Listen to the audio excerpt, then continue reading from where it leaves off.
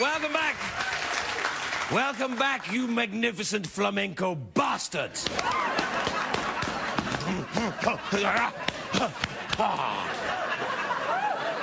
You're welcome, people that enjoy flamenco. Finally, a show that we can enjoy. This Dancing with the Stars is crap.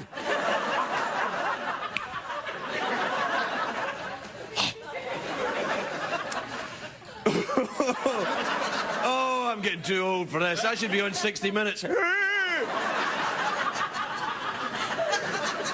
My first guest tonight is a very beautiful actress and comedian, which is what you say if someone's a lady and a comedian.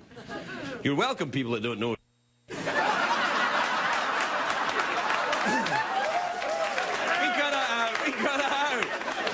can cut it out. Or just broadcast it on cable, it doesn't matter. A lot of coffee today. Anyway, my next guest will be performing April the 4th at the Mohegan Sun in Connecticut. I've been there. It's marvellous. Please welcome the beautiful Aisha Tyler, everybody.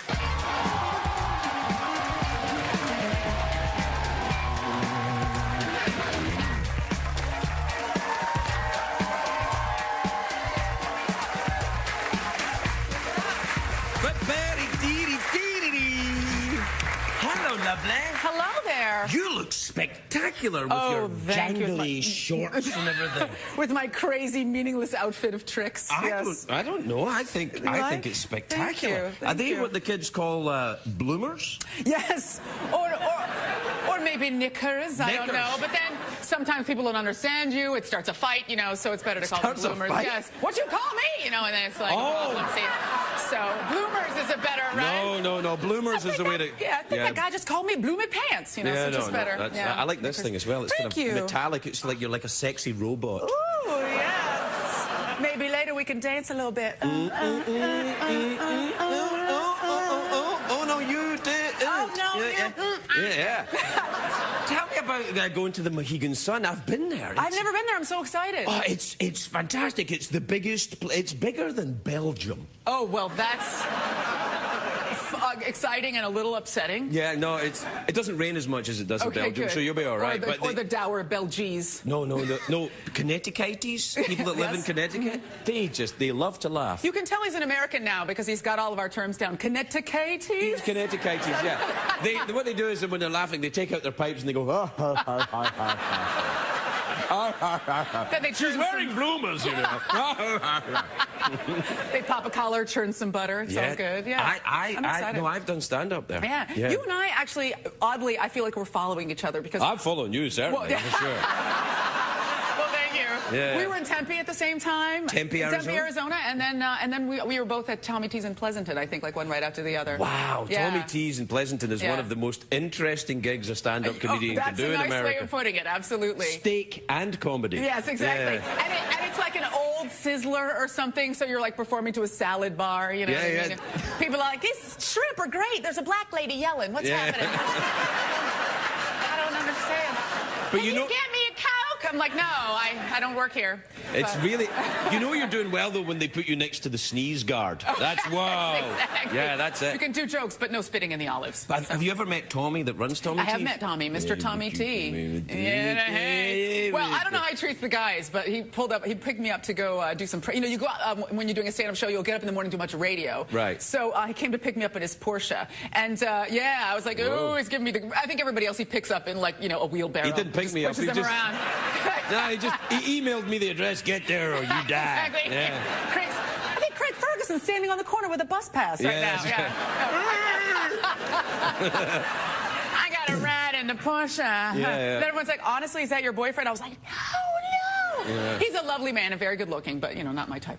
Really? Well, you've been married now for 100 years. I've been married for 100 years. I have been. I married my college sweetheart. Yeah. That is adorable. Isn't that nice? Yeah. That's lovely. Yeah, it's awesome. Yeah. He's a really sweet... You know when you've been... Well, when you've been with someone for a long time... Right. I've never had the experience. Never had that experience. Craig's like, every night's a first date to me, darling. He's sweet. And you're like a rock rock star, you're like that one in the back. You get a pass, you know. But sure. That's right. Now you know me. I think very highly of your personal life. Right. I have to, because I have to be vicarious. No, when you've been married for a long time, you kind of, like, I travel a lot for work. My husband comes with me on some of these shows. He comes, and that's nice because you stay in a nice hotel and everything. But when you've been in a couple for a while, you don't really want to have sex at home that much, you know, because it's Wednesday and Top Chef is on, you know. You're like, you, Top Chef, I don't know. But... you know, but when you're in a hotel, I don't know if you've noticed this, you get in a hotel, especially if you've been in a couple for a while, you have to have, like, the crazy, dirty hotel sex. Does anybody? Yeah, absolutely. Right? You know what I mean? Like, like at home, you're like, stop poking at me. In a hotel, you're like, how can I get my DNA on every surface in this room? That's what I'm like. I am filthy in hotels, and I'm on my own. There's nobody with me. I'm just like, bitch. Who's my daddy? Pull my hair. Daddy? Yeah. Apparently, we've both done that at some point. I think we might have been next to each other in a hotel at some point. That I was would like, be fun. this guy's disgusting. Well, that's if you hear people in the other room having sex, you have to listen for, you know, two voices. If it's just one voice, that's... It's a little alarming. Or one voice on Larry King. But do you ever notice that, like, if you're in a hotel and you hear people having sex, like, normally that would be repulsive, but somehow in a hotel you're like, I wonder what position they're doing. He kind of screams like a girl. You know, it's always nice to listen in. Position? I don't know. Do you only know one position? One, yeah. One, sexy. Yeah. Let's get into the sexy position. Hey, it's over.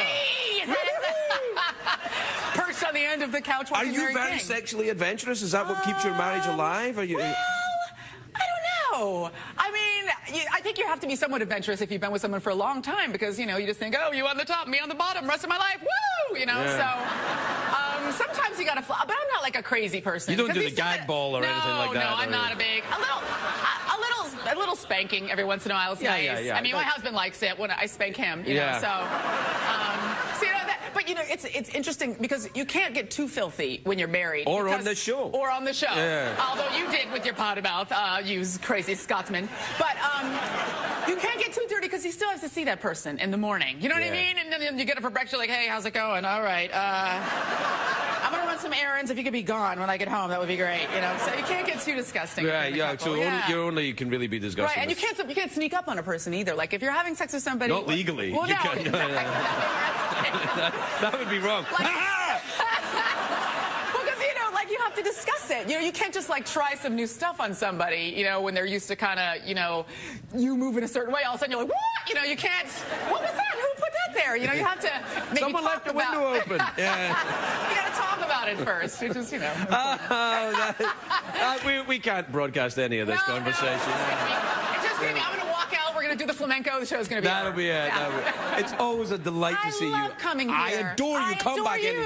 Anytime. Have fun at the Mohegan Sun. Thank you. I can't wait. All right, go and do it. Aisha Tyler, everybody, we'll be right back.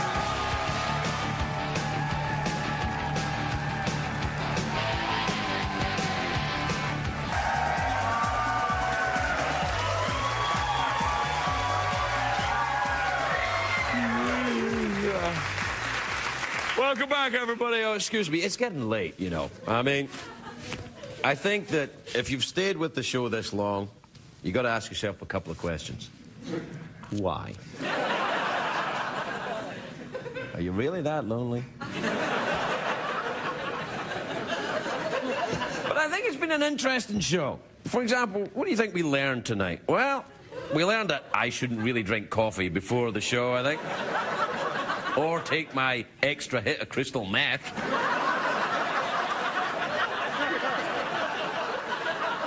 We had some wonderful guests on the show.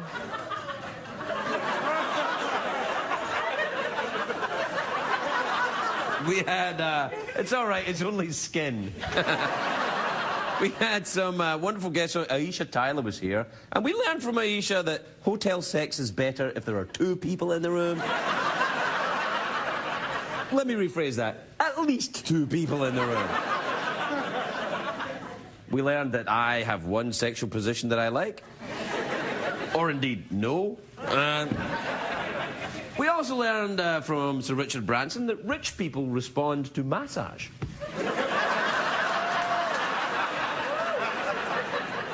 We learned that Sir Richard Branson would like me to be the face of Earth as we go into space.